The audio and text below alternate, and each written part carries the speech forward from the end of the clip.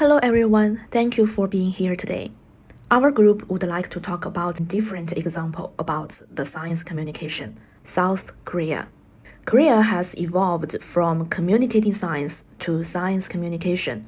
That's what we think is very different about South Korea. South Korea is very good at learning from other countries. And in its short development time, it has continuously laid the cornerstone for its own development path by drawing on the scientific development experience of developed countries, as well as some efforts to innovate.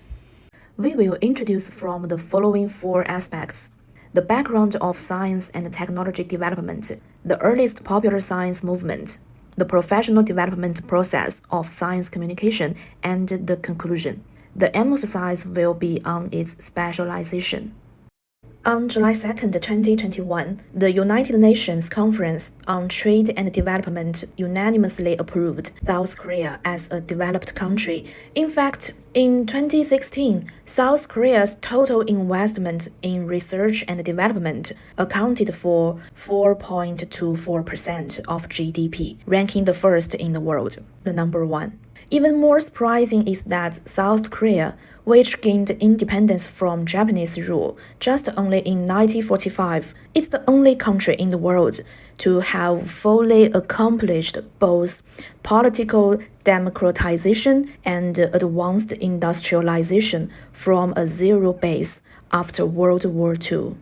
So we wondered, how did South Korea achieve so much in such a short period of time? That brings us to the second part, which science has been popularized. As far as we know, when Korea gained its independence after Japan's defeat in 1945, approximately 80% of the Korean public were illiterate, and by 1961, 70% remained so.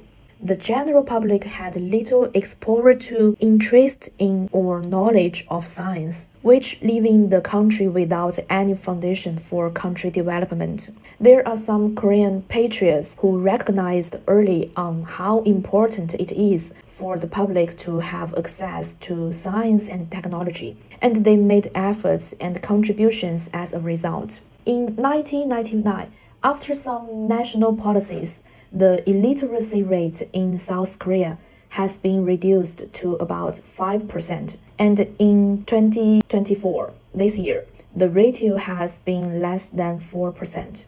In the years before its independence, South Korea continued to develop science and popular science activities and worked to familiarize the Korean public with science and technology. The first movement took place in 1883, starting with the founding of Korea's first modern newspaper, Hanseong Sunbo.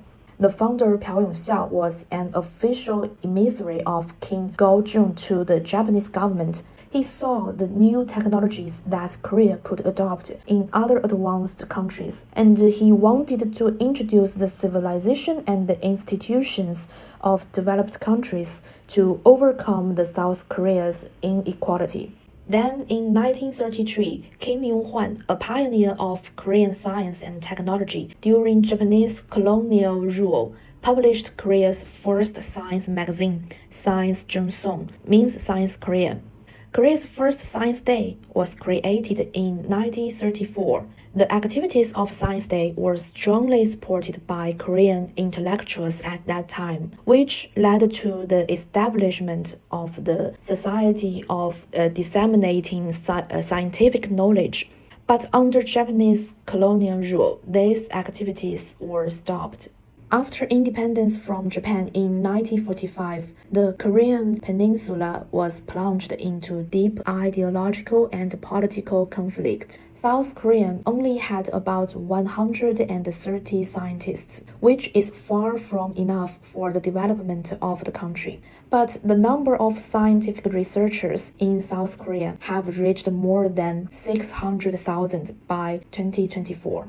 It all started when President Chen Sisi seized power in 1961. He led South Korea to focus on the development and mobilization of science and technology, resulting in a dramatic increase in the number of scientific researchers in South Korea and becoming an economically prosperous country. And South Korea's national policy, with his leadership, to establish a number of scientific research institutions. The Korean economy was improving, but its international competitiveness was falling as well. Because Korean companies have long been indifferent to R&D investment, this has led to a severe economic crisis in South Korea. However, it provided impetus for further R&D investment and technological progress. South Korea was moving toward a specialization in science communication. The Korean government is committed to engaging the public in science and technology. President Lu Wuxian, who took office in 2003, focused on improving science and technology. He first promoted the position of Science and Technology Minister and empowered the National Science and Technology Council to control and coordinate the total R&D budget of all government ministries, which strongly supported public participation. In terms of education, the government also encourages students to participate in science and engineering majors, and these industrial majors provide scholarships and jobs for students. At the same time, the Korean government has fully funded the establishment of a Science Communication Education Institute. The Academic for Scientific Culture was formally established in 2003 and provides professional science communication training to scientists and employees of science-related institutions. In 2004, South Korea established a master program in science communication at Sogan University. In the same year, South Korea established the first PhD in science communication. On the political front, President also adopted Science Korean as a key political slogan to increase public understanding of science and its contribution to economic growth, and he supported to implement various Science Korean movement activities. In 2006, South Korea won the competition with China to host the 9th PCST conference. It's a historical moment for science communication in Asia. The theme proposed by South Korea is scientific culture for global citizenship. In social life, science communication has also been well applied in practice. In 2007, the first science-specialized public television channel, YTN Science, was established and it's a compulsory public interest channel. In 2008, the Guo National Science Museum opened after 7 years in the making. It's the first modern and interactive national science museum in Korea. It makes full use of hands-on, audio-visual, and simulation techniques in style, while focusing on the dissemination of scientific knowledge. South Korea attaches great importance to the communication of science. In addition to the examples provided to us in the book, we have learned more about some concrete measures on science communication recently. The Korean government has established several dedicated science communication institutions, such as the Korean Foundation for the Advancement of Science and Creativity, which was established to plan and support science communication activities. These institutions also provide funding and resources to support the promotion of science education and S&T programs. Every year, South Korea holds large science festivals, such as the Korean Science Festival and science and technology exhibitions, such as the Seoul International Innovation and Technology Fair, including interactive exhibitions, experimental activities, and lectures.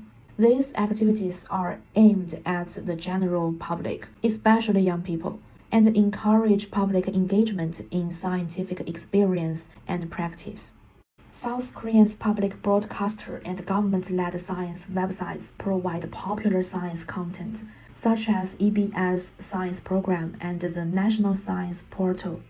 South Korea has become a highly tech-friendly country in a relatively short period of time, undergoing rapid modernization, and most importantly, it seems both the political elite and the public are committed to solving national problems through science and technology.